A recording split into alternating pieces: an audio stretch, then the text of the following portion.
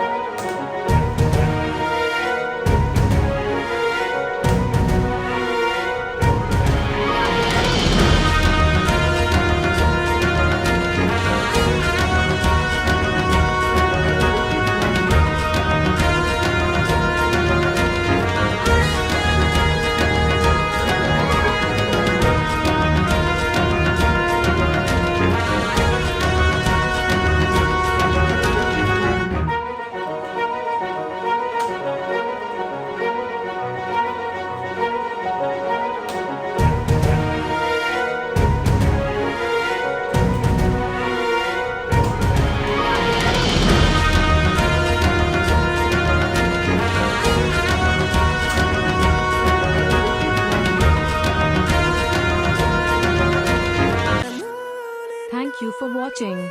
Consider subscribe our channel Kalams World Records and click the bell icon. Like, comment down and share.